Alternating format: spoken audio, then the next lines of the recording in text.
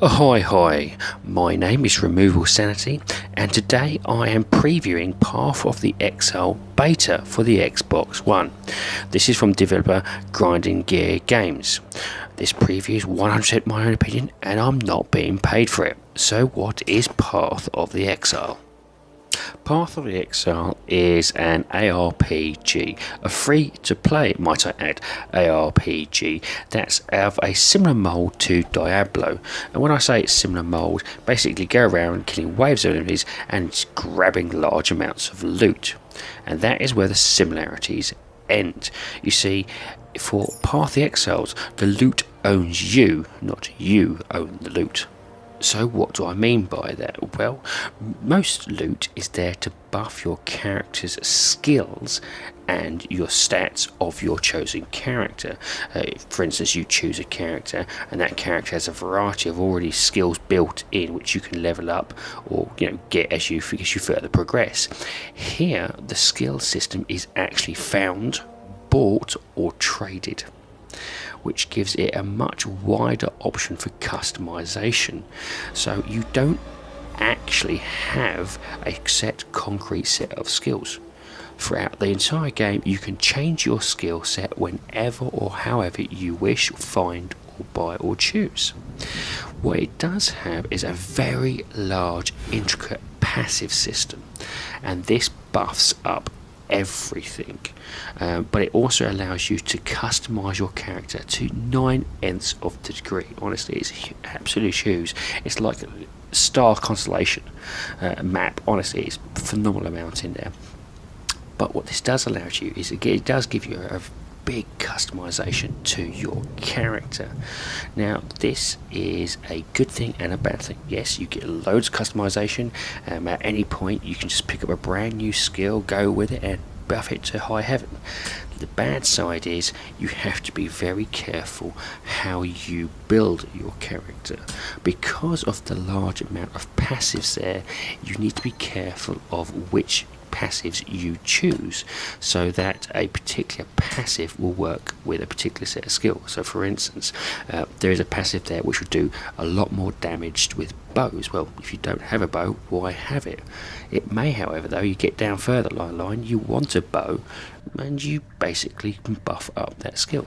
The same goes with its powers. So you have basically a freezing ability, but say you don't want that anymore. Well, you can't really get rid of that passive unless you find a respec point, and these respec points are far and few between. So you have to be very careful of how you choose to customize your character. It is quite in depth, but once you get used to it, it is a refreshing way at playing an ARPG.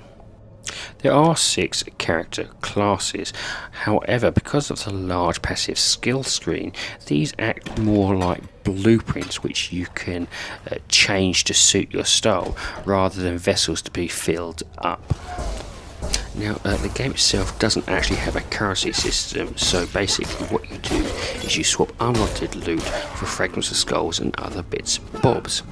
You do have potions, but they regenerate basically on a cooldown system, so you don't have to worry about too much of trying to find potions. This being an online game, there is a multiplayer system built in it as well. At any point you can jump online with strangers or friends and continue the story.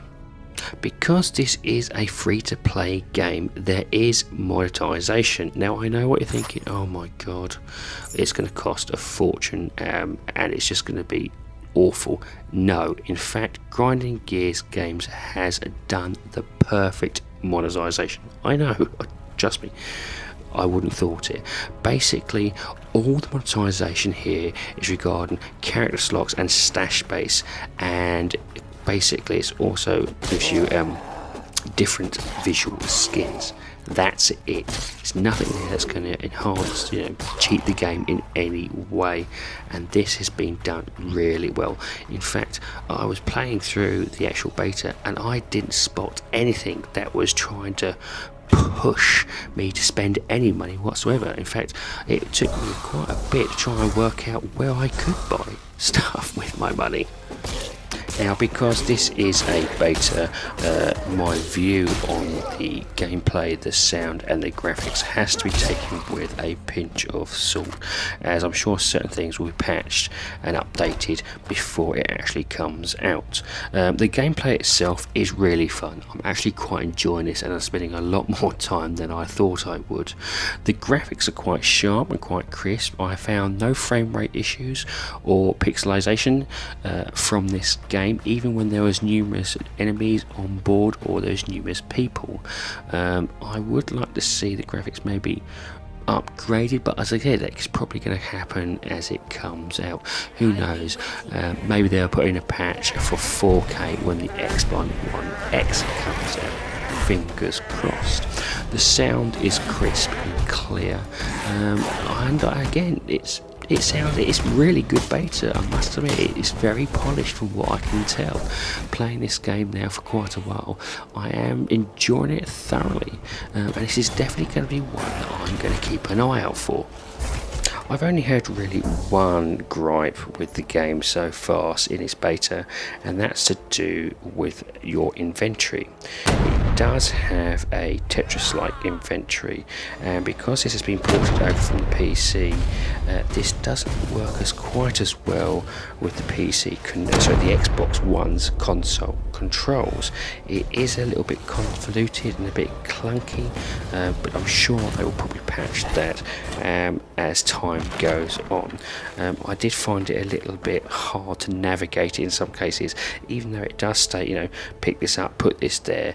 It's still a little bit clunky for my liking. Maybe some shortcuts would be better. Overall though, I am pleased to say that this is a really fun beta.